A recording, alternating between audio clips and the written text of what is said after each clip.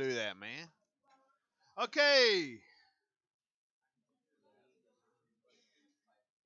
All right, guys, look at number one.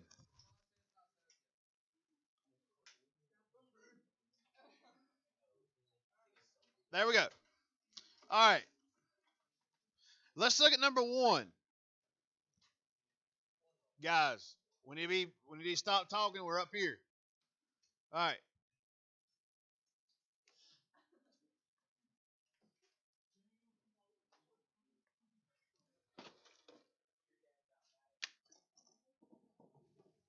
All right, square root of 448. Now, guys, what we're trying to do is we're trying to simplify this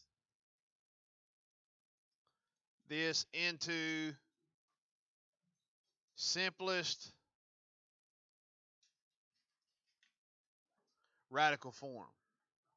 Now, notice that you can't have decimals here. It's got to be in radical form. Okay? Pretty simple thing though. Okay? All right. We're going to do this by using prime factorization. Now, remember, a prime number is a number that is only divisible by 1 and itself without getting a decimal. All right. So, guys, a prime number is a number that is only divisible by 1 in itself without getting a decimal. Okay. For instance, 3. 1 divided by 3 is 3. 3 divided by 3 is 1. But if you do 3 divided by 2, that's 1.5. So it is a prime number. Okay.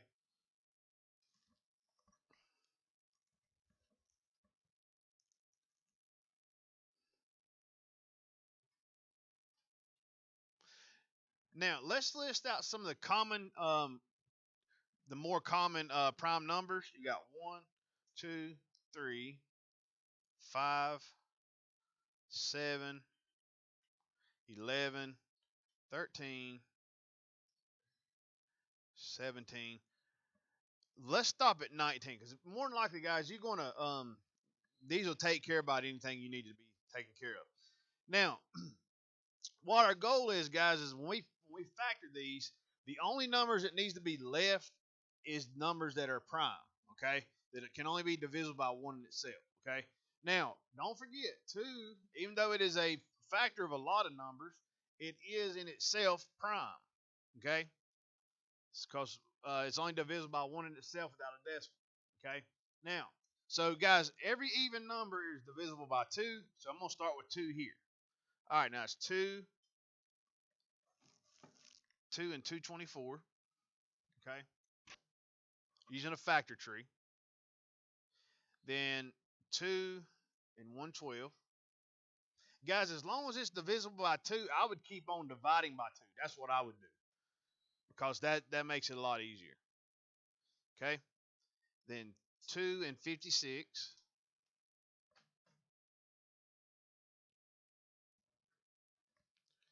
And then 2 and 28.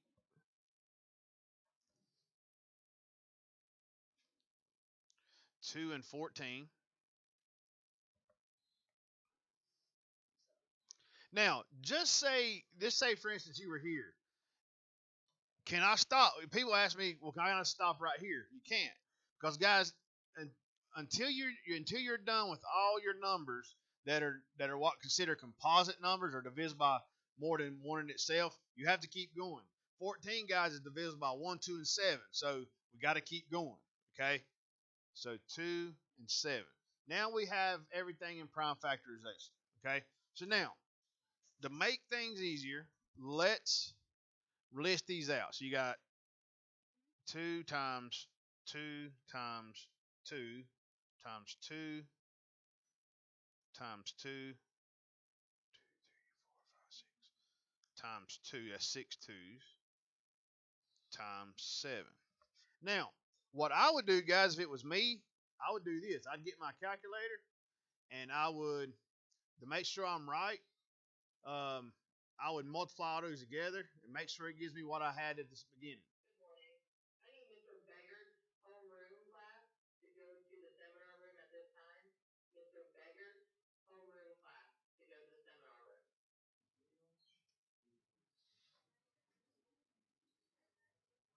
All right, so when I multiply all those back together, guys, it gets me what I had at the beginning, 448. All right, so now I know these are my factors. Now what I'm going to do is I'm going to circle any number that has a pair of 2. Okay, so I got 2 2s. I got another pair of 2s. I've got another pair of 2s. Okay, now 7, I can't circle it because there's only one number. It's got to at least be 2 numbers that are the same. Okay, so I cannot circle 7 here because he's by himself. Now, what we're going to do, we're going to take 1 out of each of these groups of numbers. All right, so we're going to take 1, 2 out here, 1, 2 out here, and 1, 2 out there. Okay. All right. All right, now, what you're going to do, you're going to take these 3 numbers, multiply them together. 2 times 2 times 2 is what? It's 8, right? That's going to go on the outside. Okay. The number that's left over, if there's 1, 2, or however many, needs to be put back in the inside.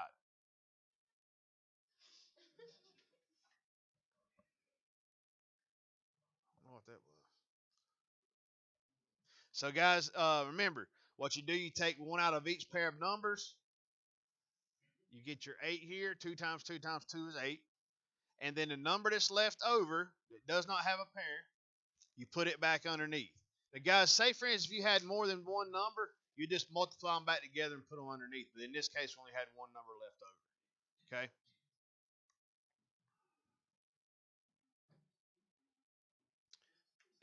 Yeah, it's pretty simple. All right, let's look at number 3.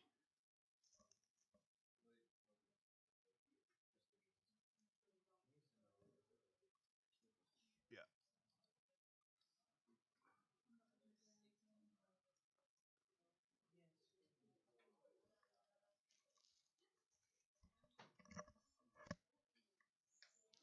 All right, let's look at number 3. All right, we have 2 and 256 when I divide it. And guys, remember, if your number is divisible by 2, if it's an even number, I would start with 2 because we know 2 is prime. Okay, you can start with any number you want, but I know 2 is prime, and I'm done with 2. Okay. All right, now this is a prime number, so I'm gonna divide by 2 again. That'll be 1. What would that be? 128. 128. Yeah, 128. Then divide again. That'd be 2 and 64. This is still divisible by 2, so I'm going to keep going. 2 and 32. 2 and 16. 2 and 8. Now, guys, I'm going to bring my 8 up here. I'm going to bring it up from down here. 2 and 4. 2 and 2. Now, guys, it looks like to me all those are 2. Okay, so here we go. Now, what we're going to do, we're going to circle all the ones that have a pair that has 2 of each. Okay, looks like here's all going to be 2. So there's a pair of 2s. There's a pair of 2s. There's a pair of 2s. And there's a pair of 2s. Okay.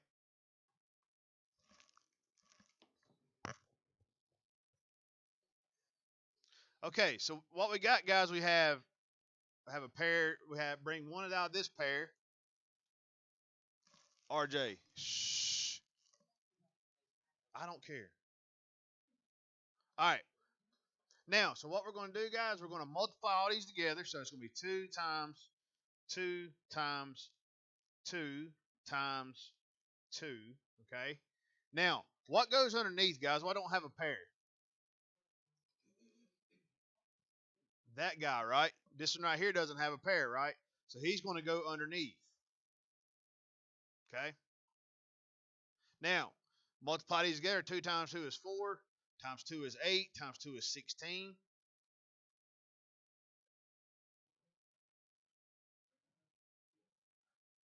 That's it in its simplest radical form. Guys, this will be very helpful in Math 2 and Math 3. So,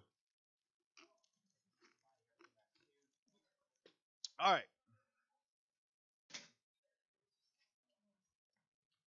Let's look at one where they have variables in it. Let's look at 13. Let me get another sheet of paper.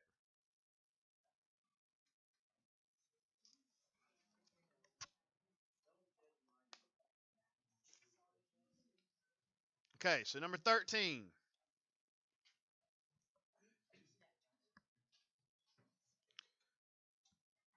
We've got the square root of 256 x cubed. Okay. All right. 256 x cubed. Okay. Now, guys, remember. Well, we'll talk about that in a minute. Never mind.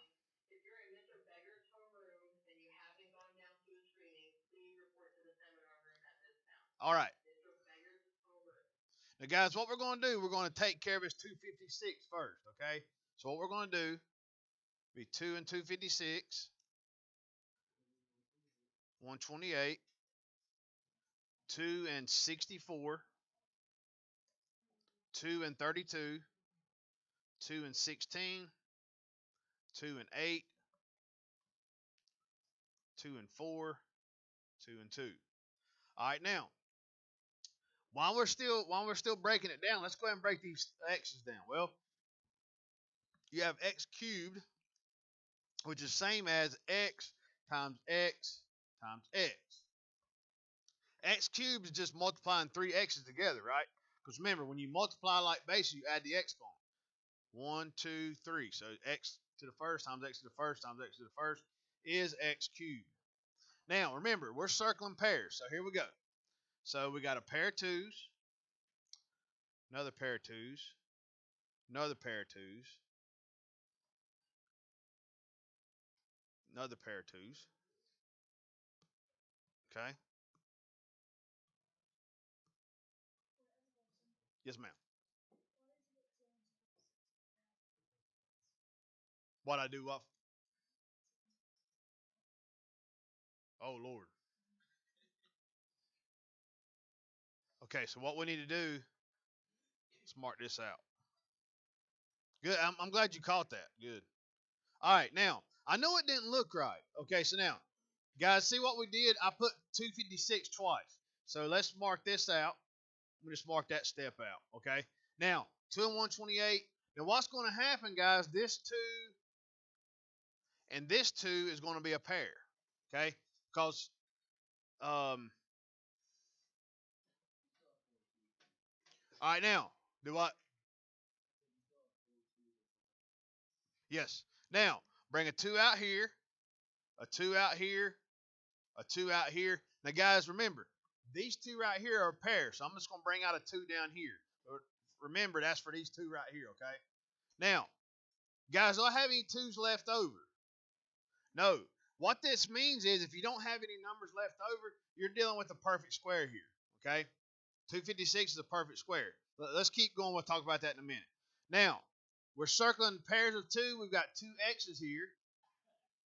All right. Bring an x out. Okay.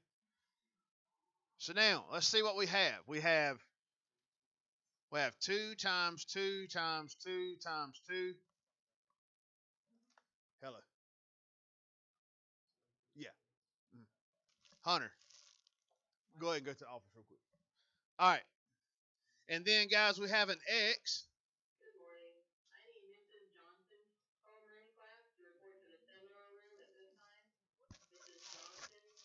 Hearing screenings. They're doing screenings, like hearing screenings. Hearing screenings. Okay. Now, so guys, what's the only thing going to go back underneath the radical here? Just that x right there, right? That's the only thing left over. Okay, now, Not 32. It's 2 times 2 is 4, times 2 is 8, times 2 is 16, and then square root of x.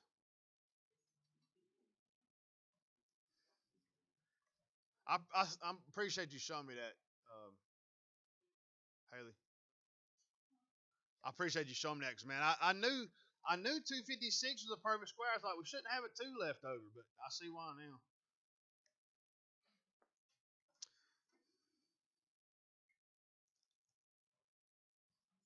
All right.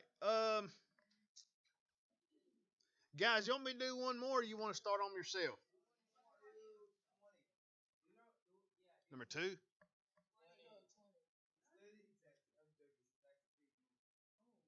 Um, let's do number 2, because that number 20 is number 1. Just got you have an n squared on the outside.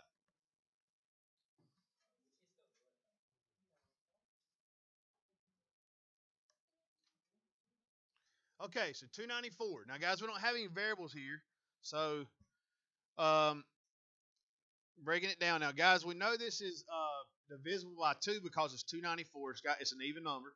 Okay, so now let's see here. That's going to be 2 and what 147. I believe it is. Yep. Now 147 is not divisible by 2 because it's not an even number. But however, it is divisible by 3. 3 times 49 will give you 147. Okay. All right. Now 49 is 7 and 7.